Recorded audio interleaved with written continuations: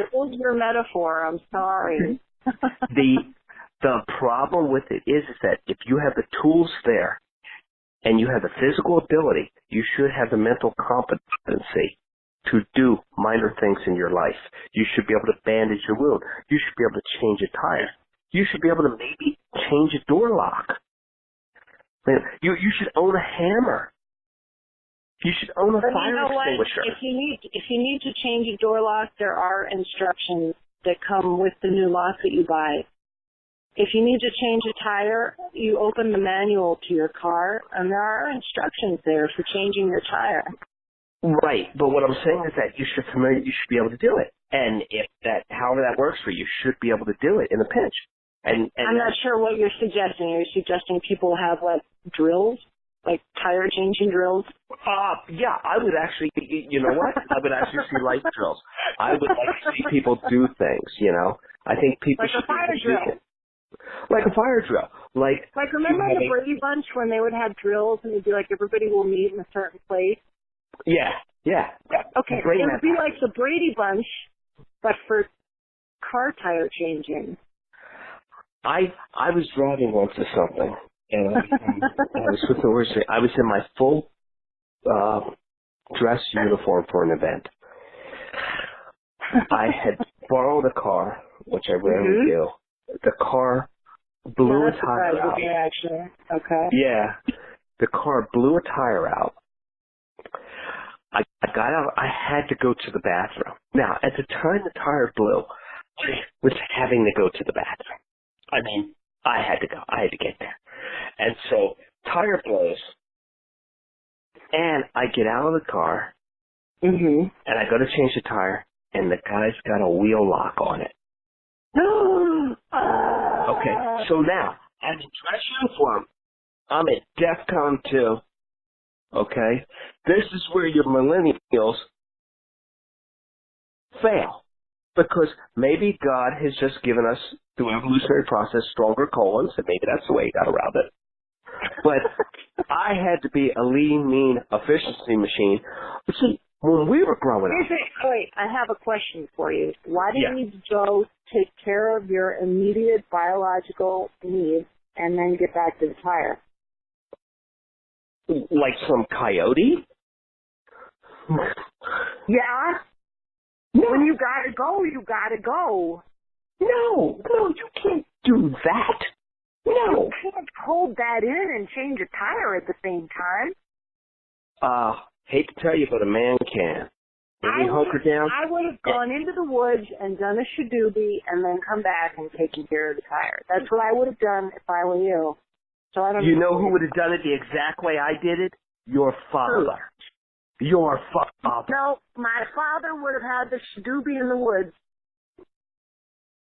I don't think so. I think he would change the tire, take care of business.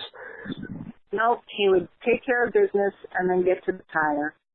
I got to get the tire. What a car was in this changing a tire if you've got your bowels pressuring you to make a shadoobie. Pressure makes diamonds, or shadoobie, as you call it. No, I just think that when we were growing up, there was a lot of times when we had to make do and MacGyver stuff together and just jury rig things, as they used to say.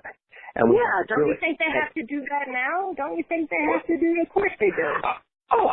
I've seen many a struggle of somebody wrestling with borrowed ear pods. I feel their pain. I see it. I see it. See? No, I was What if you don't have a steamer for your milk? What are you going to do? Got to come up with something. Well, if you want to see suffering, go into any, of these gourmet coffee places and watch people order, and when they announce that they're out of, Indian sassafras or something, people act like they're world champions. Well, people are coming there for the sassafras, so you can't blame them for getting upset if it's not there. But that's how little we adapt. They just stand there, lock up, and I don't know what to do.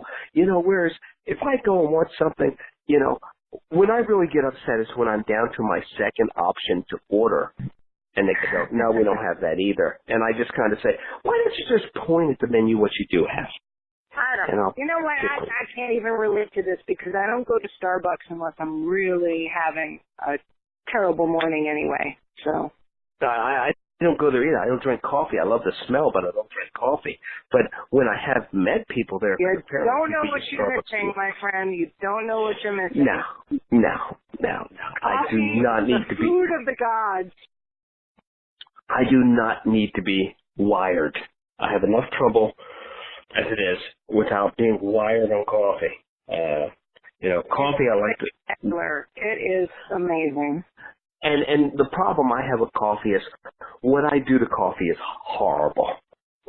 What I do to coffee is horrible. I'm one of those people that will drink this drink that the majority of the population loves, and I will try and make it into, I basically try and turn coffee into tea. I'm one of those guys, and I hate those guys that try and change one thing into another thing. Just do the other thing, because I will put so much milk in the coffee, or honey, or this, or that. That's called a latte, my friend, which makes you a millennial. No. I'm just kidding. No. I would even dare to say that you were a test model of millennials in your designer sandwich construction. I thought that was efficient. What happened to that being efficient? You're changing your tune now. It is efficient, but you wanted the exact sandwich you wanted. I also had some financial constraints to deal with. You did, but even though you had those constraints, you walked there and were like you were ordering a yacht.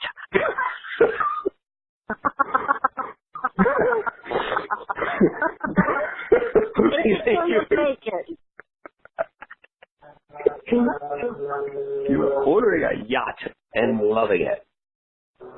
But, my name is Albert J. Fudd, millionaire. I own a mansion and a yacht. Yes. Yeah. Your finest bologna, please. 2 slices. I'll have your premium ham. 2 slices, please. That's right. An American please. From America, thank you. Yeah, let's check that ham for fat. That is not acceptable. Unacceptable. Could you please go in the back and get the ham that I know was just delivered? I saw the guy outside. I don't want old ham. Thin, not too thin. Yeah, that was the other thing. Thin but not shaved. And I will sample it, please, and thank you. I would like 2 slices of ham, and I would like a sample prior, please. See, that way you fill up. See? There's a method to my madness. Right, you get 1/3 the ham free. That's right. It's like a ham right. sale. Listen, when you're poor, you come up with ways. Ways. Well, and that's another thing. I think realistically, we made it better for people, but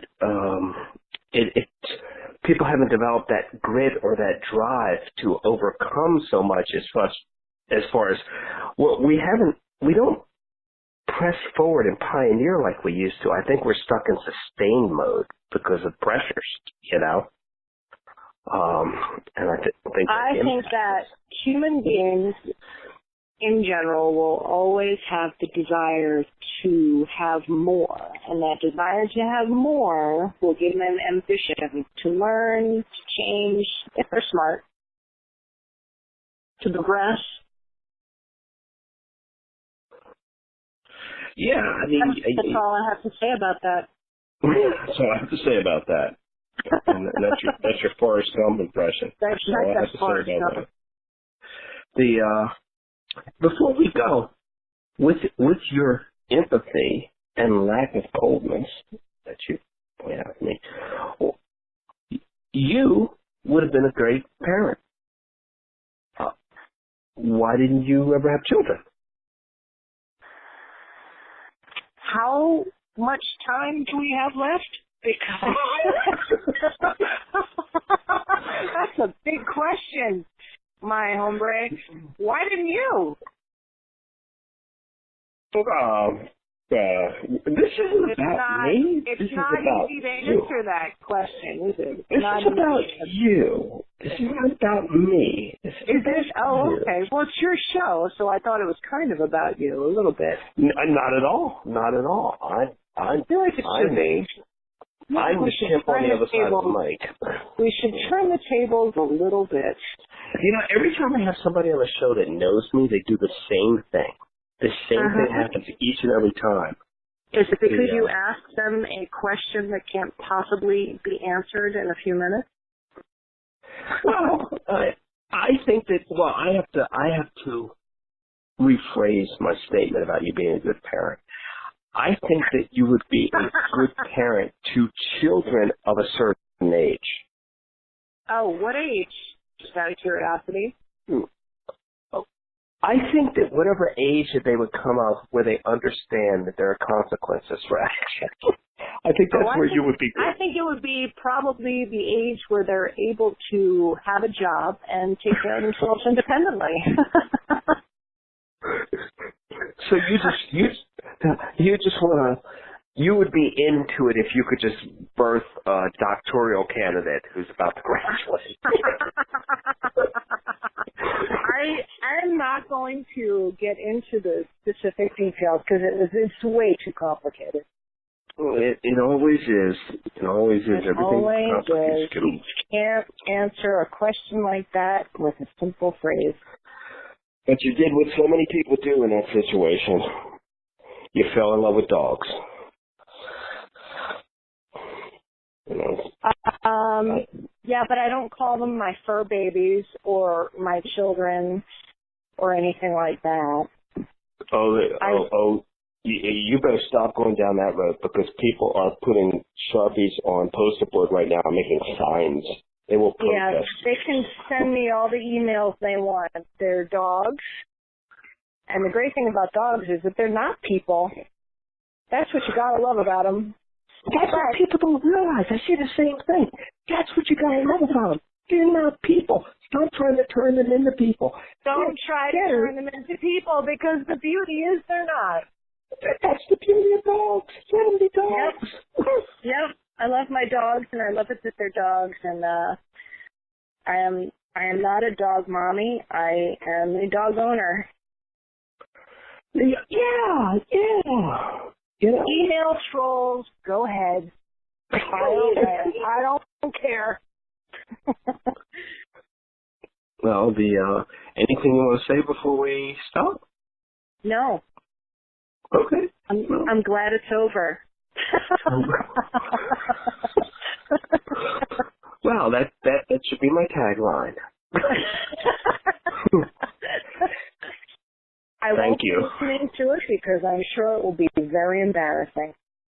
No, you will listen to it and it won't. Too bad about no editing thing.